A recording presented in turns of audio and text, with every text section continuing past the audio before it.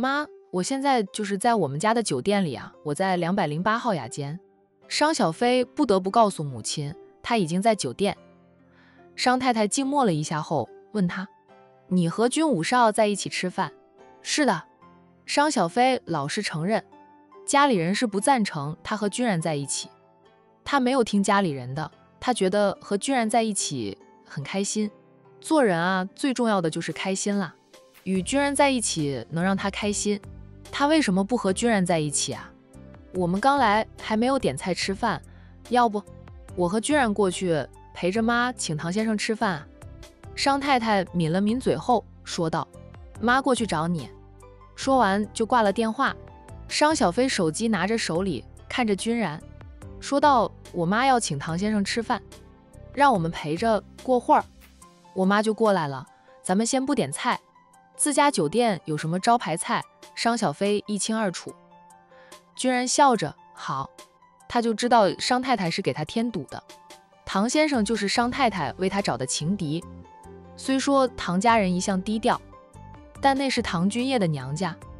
唐永安和战印是表兄弟，唐家与商家倒是门当户对的，能让商太太筛选出来，并且亲自使计安排唐永安和商小飞认识，可见唐永安也是个优质男。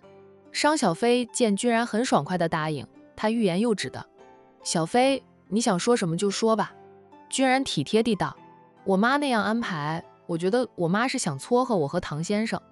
第一次我没反应过来，怪不得我妈老在我面前反复说着唐先生有多好多好的，刚刚我才反应过来，我妈是打着那样的主意。”君然依旧温和地说道：“我知道，早在第一次见到唐先生，又听到阿姨猛夸唐先生时，我就有那种预感了。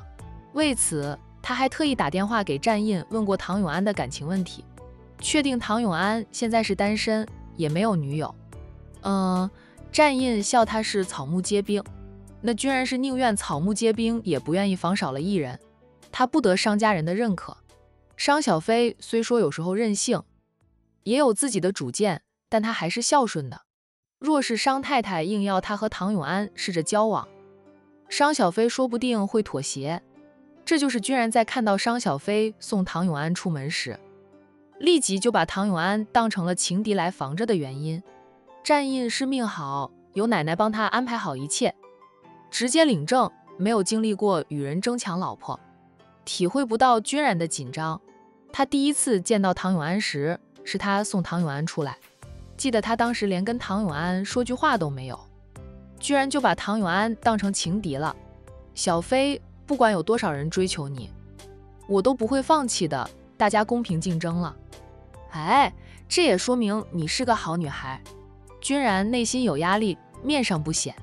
他反过来安慰商小飞，不用有心理压力。他相信自己的眼光和感觉。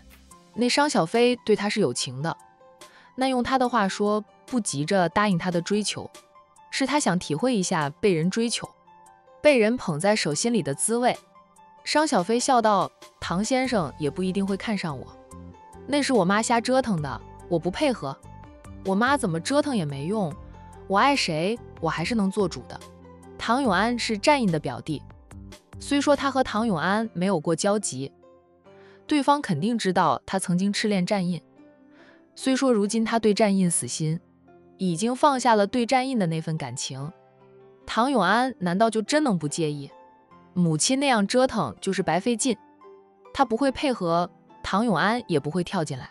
商小飞的话如同定心丸，让君然心安，暗自庆幸他早早就瞄准了商小飞，刻意接近他，先入为主，占据了有利的位置，与商小飞培养出了感情。否则现在才开始行动呢，他未必能赢得过唐永安。商太太很快就来了。阿姨，居然看到商太太进来，马上起身相迎，俊脸上笑眯眯的。商太太以前觉得这个男人温和有礼，每次看到他都是笑眯眯的，现在看到君然的笑容，他就觉得君然是狡猾的狐狸，笑的也像狐狸。不过呢，他从来不认为君然是个温润如玉、心地善良的人，能被叶君博委以重任。独自管理着丰臣集团在管城的分公司，并把分公司经营得越来越大，让总公司不停地加大这边的投资，就说明了君然是个厉害的。当然，也不能说君然是个坏人，只是说他不是和大家想象中那样宅心仁厚，在商界混的，并且混出了人样的人，有几个没有点很辣手段的。商太太现在不喜欢看到君然，礼貌还是有的。君然问好，他就淡淡的了一声。那他坐下后呢，就对刚想坐下的女儿说道：小飞，唐先生马上就到，你到酒店门口等一等他。他先少踏入咱们家的酒店，妈怕他找不到这里来。我去迎唐先生吧。君然想去。商太太淡淡的道：君武少，你坐着。唐先生是我请来的客人，理应由我商家人去接待，怎好麻烦君武少你去接待？意思就是这是他们商家的事，君然是外人，不要插手。商小飞只得说道：妈，我去酒店外面等一等唐先生。唐家与战家是姻亲关系，平时在酒店消费都是去管城大酒店的，不会跑到战家的商界对手的酒店里消费。那商太太呢，就以此为借口，让商小飞去等着唐永安。商小飞冲君然眨了眨眼，就老老实实的去酒店外面等着唐永安了。他一走，商太太就对君然说道：君武少，我们家人的意思想必你都清楚的，你再坚持下去也没用的。我不同意就是不同意，天涯何处无芳草，武少何必单恋我家小飞这枝花？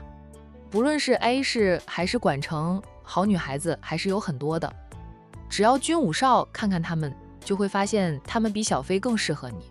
我们家小飞打小被我宠坏了，他任性刁蛮，脾气暴，一不合他心意就会发难，我想他是不适合君武少的。那为了让君然死心，商太太就不惜搬出了外界对商小飞的评价。君然好脾气地道：阿姨，我说再多你现在也是听不进去的。让时间来证明我到底是不适合小飞吧。我不觉得小飞任性刁蛮脾气暴，谁没有点脾气啊？泥捏的人都有3分气性呢。就算小飞真如阿姨所说的那样，我脾气好，包容心强，最适合小飞这种脾气的人了。商太太被君然说的哑了口。君然的确是个好脾气的男人，就包容心也很强。阿姨，我除了不是管城人，还有哪一方面让你不满意的？我可以改的。商太太既然直白的说出来了，君然也直白的问着商太太：你什么都好，非常优秀，在你没有追求我女儿的时候，我就很欣赏你。我也说过，我就一个女儿，我舍不得我女儿远嫁，你和我女儿也才刚开始，挥剑断情丝还来得及，不会带给彼此那么重的伤害。我长期在管城工作，住在管城，朋友也几乎都在管城，新买的房子还在你们家隔壁。阿姨，我除了户口不在管城，与管城人无异了。为了小飞，我也可以把户口迁到管城落户的。商太太沉默。商小飞当初固执地爱着战印，其实他固执的一面是继承了他母亲的。商太太在某些事情上也是很固执的，不管别人怎么劝怎么说，她都坚持己见，就像此刻一样。不管君然做了多少，承诺多少，她都不同意女儿嫁给君然。都督，君然收到了微信的新信息，他就掏出手机点开了微信来看。是商小飞发给他的，问他有没有遭到他母亲的刁难，如果有，请他看在他的份上，不要记恨他的母亲。君然眉眼都是柔情，他早就把商太太当成丈母娘来看待的，又怎么会记恨未来丈母娘呢？是他做的还不够多，不够好，无法给足未来丈母娘安全感，商太太才会不松口的。总之啊，他还需要继续努力。追妻不易，以后抱得美人归，他也会更加的珍惜小飞。君然回复了商小飞：阿姨没有为难我，你不用担心。商小飞收到君然的回复，想到自己的母亲虽说强势了点儿，还是讲道理的，那便放下心来。他在酒店门口等着唐永安，好在唐永安没有让他久等，很快就到了。那唐永安一来呢，就看到了站在门口的商小飞，他先找了个停车位，停好了车。哎，想不到他一下车，商小飞已经站在他的车子前，含笑看着他，对他说道：“唐先生，晚上好啊。”唐永安眼神闪了闪，这枚辣椒呢，似乎变了很多呀。以前的他目空一切，除了他表哥站印，其他人在商小飞眼里那是一文不值的。现在的他大方得体，态度温和。上次在商家看到商小飞时，唐永安都觉得商小飞似乎变了，不再像外界传言般难以相处。当然，唐永安并不认为外界对商小飞的评价是真实的。商小飞出身太好，他就算嚣张也有嚣张的资本，太多不如他的人对他那是羡慕嫉妒恨的。那些评价估计有不少人是刻意抹黑商小飞的名声吧。偏偏商小飞是个不在乎名声好坏的人，我行我素，率性得很，久而久之，他在这个圈子里的名声就坏了。唐永安更觉得现在的商小飞很漂亮，跟以前那种张扬的美不一样，可能是他对他的看法改观了吧。欣赏一个人的时候，他的缺点都能看成优点。厌恶一个人的时候，浑身是优点也会成为缺点。商小姐，晚上好。唐永安笑着回应了商小飞的问好。他看看商小飞的后面，没有看到商太太，是商太太请他来这里吃饭的。他以为商太太会在场，商太太也太客气了。他不过是路过看到商太太坐在地上，才会停车问原因，顺便送了商太太回家。对他来说那是举手之劳，小事一桩，但商太太却把他当成救命恩人一般。过分的热情及感激让唐永安压力山大。商小飞也打过数次电话给他，说要请他吃饭报答他的，他都婉拒了。今天实在是被商太太一次又一次的邀请，唐永安为求耳根清净，想着就吃一次饭，让商太太觉得报答了他，以后就不会再打扰他了，他才答应的。我妈在雅间里等着唐先生了，就商小飞解释一句吧。唐永安松口气了，就只要不是让他和商小飞单独吃饭就没事。虽说唐永安觉得现在的商小飞变了很多，他还是不想和商小飞单独吃饭的，怕被娱记拍到，闹出绯闻上热搜。他的身份在管城过于敏感啊，战家当家太太的娘家侄儿，战大少爷的表弟，若是闹了绯闻，很容易就会冲上热搜。他们唐家人都低调再低调，他可不想成为第一个冲上热搜的唐家人。唐先生，请啊。商小飞请着唐永安进酒店。唐永安客气的点头，跟着商小飞一起进酒店。两个人很快就来到了雅间。商小飞推门，请着唐永安入内。唐永安一进去，看到商太太在，还有君然，他就完全放松了神经。阿姨，君无少。唐永安打着招呼，君然起身相迎，请他坐下。商太太也笑着招呼唐永安，对唐永安热情得很。唐永安选择挨着君然而坐，坐下后，他笑着对商太太说道：“阿姨，你太客气了，我那是举手之劳，对你来说是举手之劳，对我来说却是救了我，这是恩情呀。我这个人恩怨分明，有恩报恩，有怨报怨的。永安，以后不要跟阿姨这么客气了，你不给阿姨报答你的机会，阿姨吃都吃不下。商家与战家现在也算是亲戚，就算与唐家来往也正常的很。商太太现在看唐永安，那是丈母娘在看女婿，越看越喜欢，就她宝贝女儿不懂她这个老母亲的用心良苦呀。阿姨，我这不来了吗？我没跟阿姨客气，是我确实忙。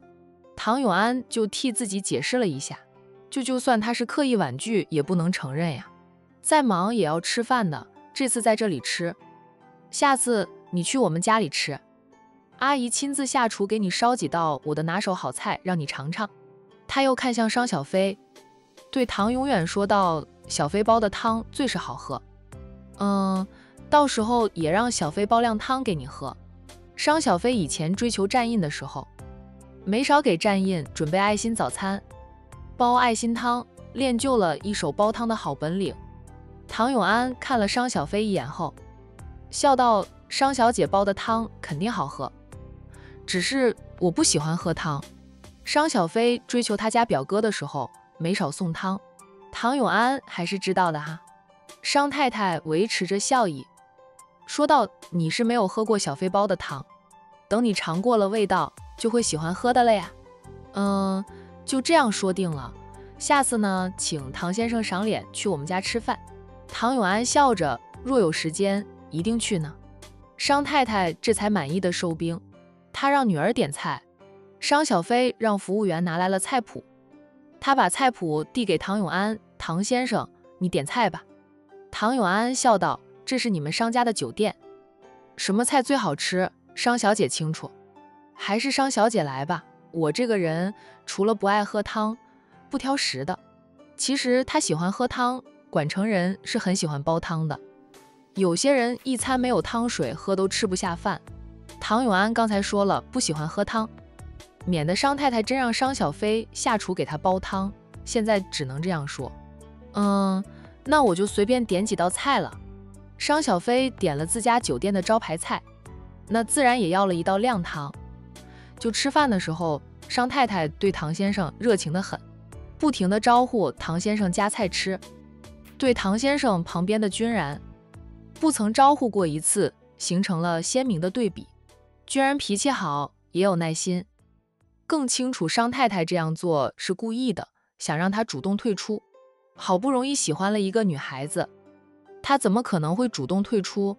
别说唐永安瞧着并没有喜欢商小飞，就算唐永安最后动心了，居然也有信心打败唐永安。只要商小飞的心在他身上，任何困难都可以克服。这一顿饭吃得颇像鸿门宴。饭后呢，唐永安借口说还有要事处理，要离开。小飞，你送送唐先生吧，这商太太吩咐着呢。唐永安连忙道：我和军武少一见如故，想聊聊，阿姨让军武少送我出去就可以了。军武少也是客人。商太太一句话把君然排除在商家人范围内。事实上现在的君然的确不是他商家的人。至于以后呢，他希望也不要。阿姨，我和小飞一起送唐先生出去吧。那君然用了个折中的办法。商太太抿了抿嘴，不说话了。最后呢，便是君然和商小飞一起送着唐永安出去。数分钟后，唐永安走到自己的车子前，回头对两个人说道：军武少，商小姐，我先走了，改天有空再一起吃饭。好，唐先生慢走。两人朝唐永安挥了挥手说再见。唐永安呢，很快就开车离去。看不见他的车子后，两个人准备回到酒店里，那商太太却从酒店里出来了。阿姨，居然叫了商太太一声。商太太点点头，算是回应了他，然后对商小飞说道：小飞，陪妈去逛逛夜市，妈已经很久没有逛过夜市了。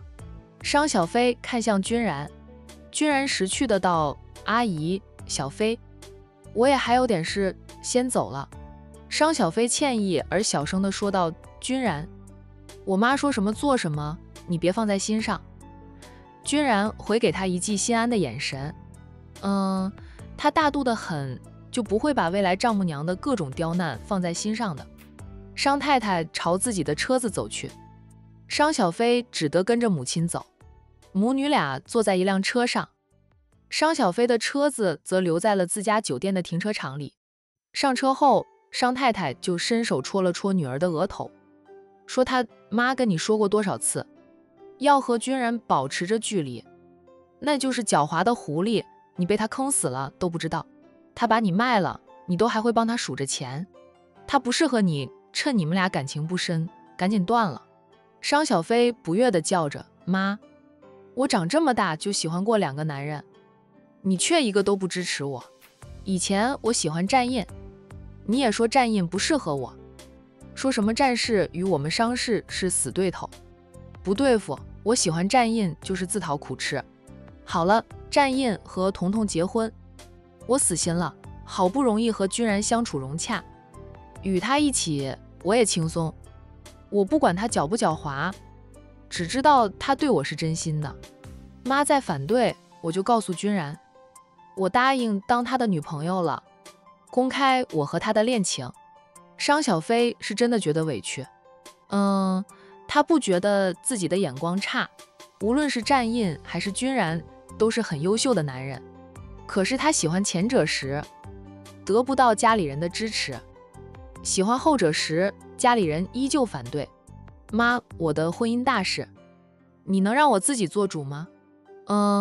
我不喜欢被你们牵着鼻子走，也不喜欢走你们给我铺好的大道。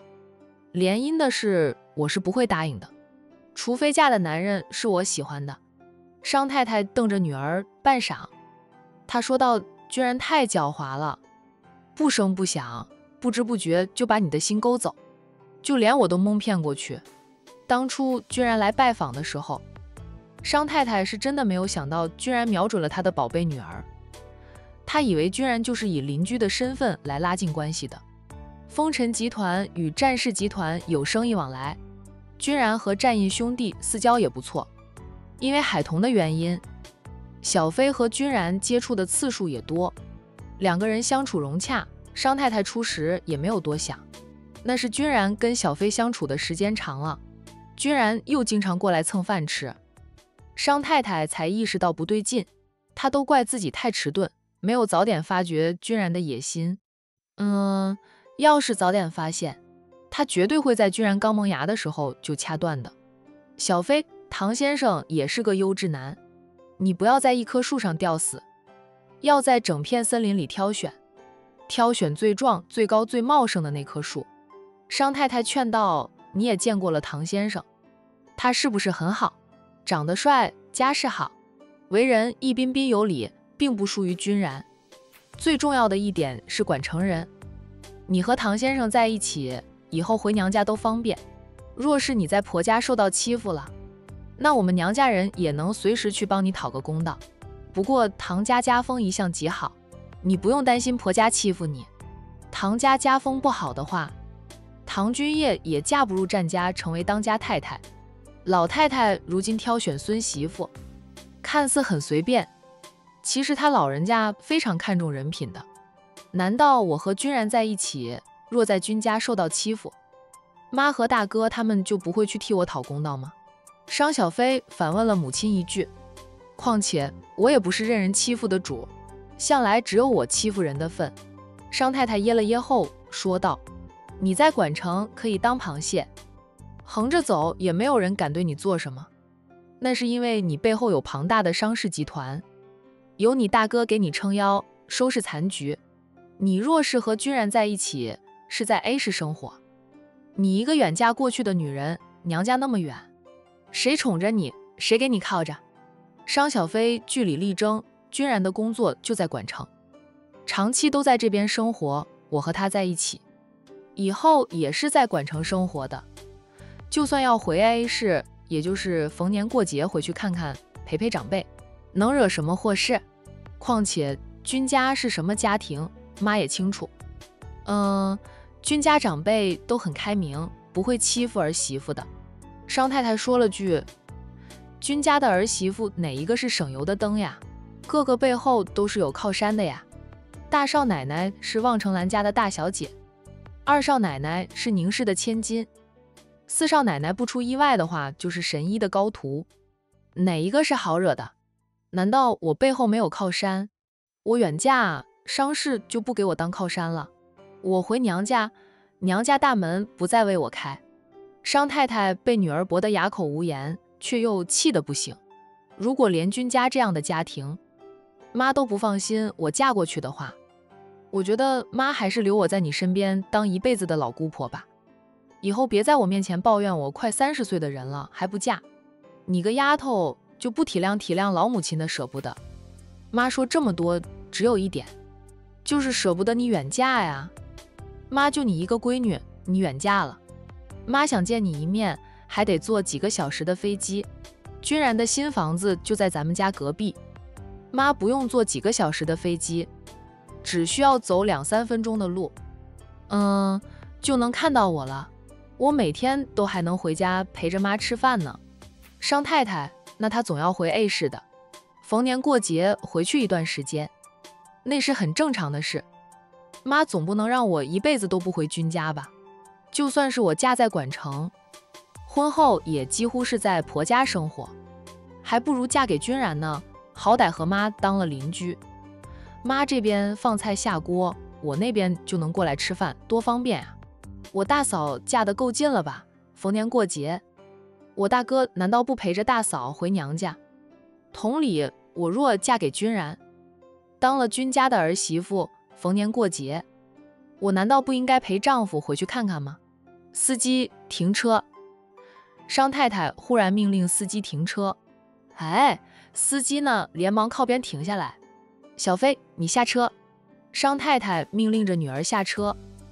商小飞愣了愣，他这是被老妈赶下车了，因为他反驳得太有力，让他妈哑口无言，所以他妈就把他赶下车。妈，你下车，我不要你陪着了。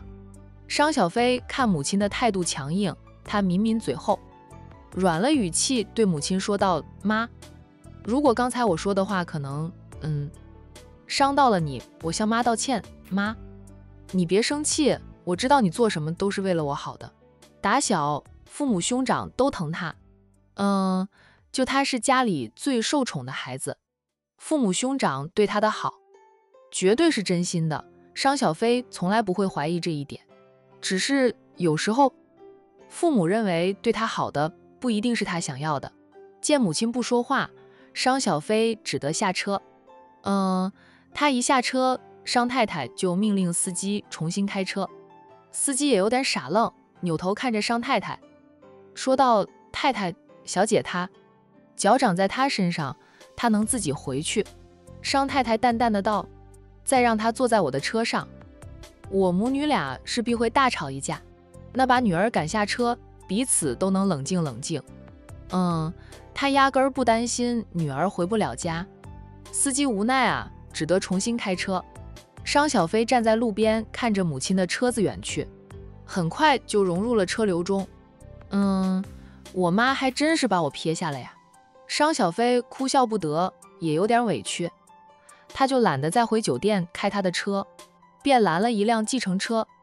上车后说了海童家里的地址，去找海童宿区去。巧的是，在商小飞到来之前，唐永安也来了战印的别墅里，表兄弟感情很好。不过唐永安先少和战印同框，怕被人说他借助战印的人气沾战印的光。战印夫妻俩也是刚吃完饭，在院子里手牵着手散步，看到唐永安来了，那夫妻俩才进屋的。刚让人给唐永安奉上香茗，管家就进来告诉海童大少奶奶，商小姐来了。商小姐是坐着出租车来的。海童美眸闪烁着，颇有点意外，小飞的车子呢？想到了什么，他忙站起来，边往外走边说道：不会是出了什么事吧？车祸？这是海童首先想到的，就只有发生了车祸，商小飞才不会开着他的车过来。唐永安听到商小飞来了，他顿时如坐针毡，本想跟着出去看看的战印，留意到表弟的不自然，他暂时放弃了跟着出去，关心地问着唐永安：永安，你没事吧？是不是我这张沙发有刺啊？我看你坐着浑身不舒服的样子。没有的事，就是哥。商小飞怎么会过来？我今晚过来找你，就是想说说商小飞的事。结果我前脚刚到，他后脚就来了。技巧呢也有缘。战印，你跟商小飞怎么了？他是彤彤的表姐兼好友，随时都会过来的。我跟他没什么，就是我帮了商太太几次。商太太似乎哥，我也不知道是不是自己多心，我总觉得商太太对我过分热情，也太好了点儿，看我的眼神，我心里有点发毛，那是丈母娘看女婿的眼神。战印笑，好家伙，才多久，居然发展到丈母娘看女婿了。永安，你牛逼啊，你厉害呀！唐永安哭笑不得，哥，你就别打趣我了。我是觉得现在的商小飞变了点儿，不同以往，也觉得她很漂亮。弱势，但我不喜欢被人算计，更不喜欢被人牵着鼻子走。那意思是，她若喜欢商小飞，自己去追求吧。不想被商太太牵着走。听他这样说，战印敛起了笑容，不再打趣着表弟，而是严肃地看着他，问道：永安，你不会是真的对商小飞动心了吧？没有的事。唐永安连忙否认，我还是今晚才察觉到商太太的意图，现在我都怀疑她数次在路上出点小意外，偏偏被我发现送她回家是她一手策划的呢。唐永安并不笨，察觉到商太太的意图后，再一分析，就觉得那他遇到商太太极有可能是他一手策划的。商太太夫妻俩感情也很好，那夫妻俩退休后，商太太去哪里，商先生就跟到哪里。商太太散步，商先生却没有跟随。扭伤脚时又恰好不带手机，哪有那么多的巧合？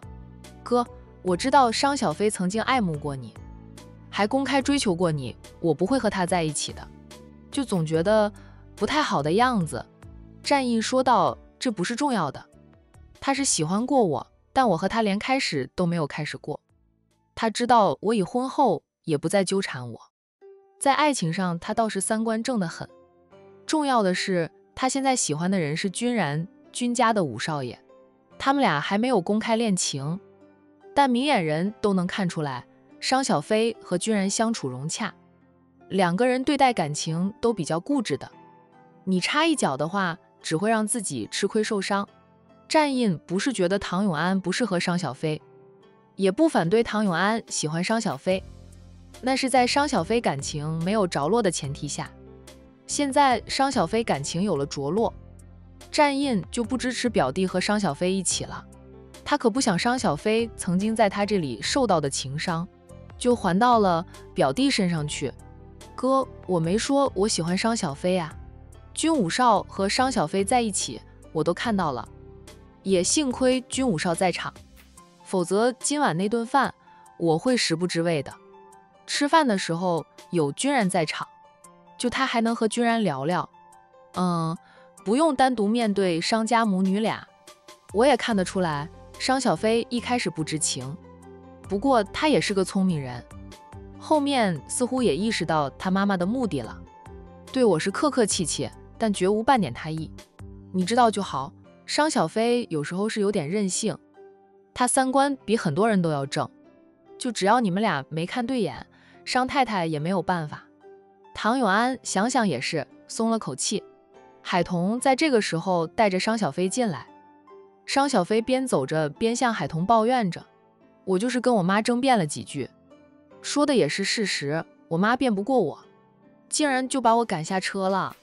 彤彤，你大姨把我赶下车了，我可是她的亲生女儿，她总是说她3个孩子最疼的就是我，把我当上掌上明珠的，居然把我赶下车啊！幸好那里能拦到计程车，要是前不着村后不着店的地方，他把我赶下车，我怎么办？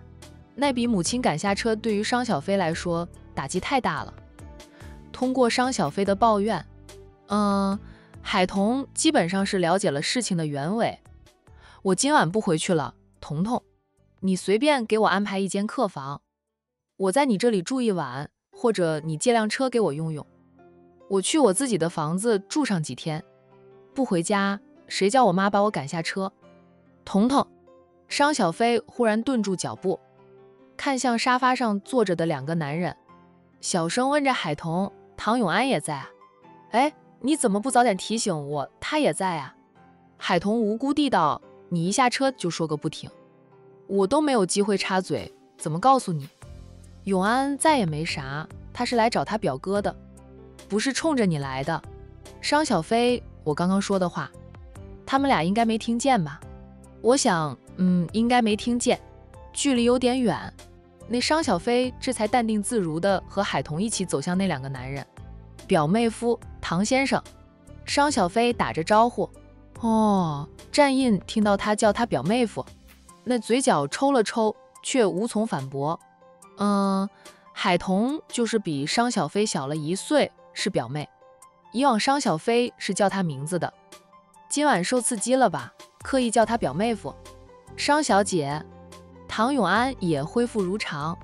商小飞和他对视2眼，两个人同时在心里腹诽一句，还真是巧，就2个人都是不约而同跑到这里来。军武少没有陪着商小姐过来啊？唐永安含笑问着商小飞。商小飞答道，他还有要事处理，我让他忙去了，这几天他就要回 A 市去，他大嫂要生了。唐永安哦了一声。海童接话，穆晴的预产期还没到吧？这么快就要生了？居然是这样说的，我也不知道。不过穆晴怀的是双胞胎，我听说双胞胎会提前生的。听说穆晴就要生了，海童有点羡慕。穆晴真的是人生赢家，虽说2个人都是当大少奶奶的，对于很多人来说，海童也是人生赢家。相较于穆晴，海童觉得自己还是差了点儿。她至今没有怀孕，连后面结婚的沈小军都怀孕了，她却没有动静。好在婆家和丈夫都好，没有给她增加压力。但她只要闲下来，或者听到谁要生了，谁是又怀孕的话，她就会神色黯然。老公，我们是不是要开始准备2把金锁了？等穆晴的宝宝出生了，满月酒，咱们肯定要过去的。给宝宝的见面礼，我们提前准备好。我和穆晴聊天的时候，跟她说过，我要当2个宝宝的干妈。就是穆晴的宝宝有不少干妈，就穆晴的朋友们都抢着给孩子当干妈呢。欧阳家的大少奶奶那是内定的，虽然杨希也快要生了，但不妨碍她给穆晴的孩子当干妈。再买几套新衣服，到时候问问奶奶，看看宝宝满月，我当干妈的要准备什么。战意温沉的道，他还没有生呢，满月还早得很，不用着急，不管要准备什么都不用多少时间的，就他一句话就能搞定的事。我也想当干妈，不过我和穆晴不熟啊。商小飞就插话进来。海童看着他笑道，你就不用当干妈了，他呢只能当宝宝的五婶。商小飞反应过来，是哦，他要是和君然在一起，就是穆晴宝宝的五婶了。他有点不好意思，俏脸悄悄地染上了红云。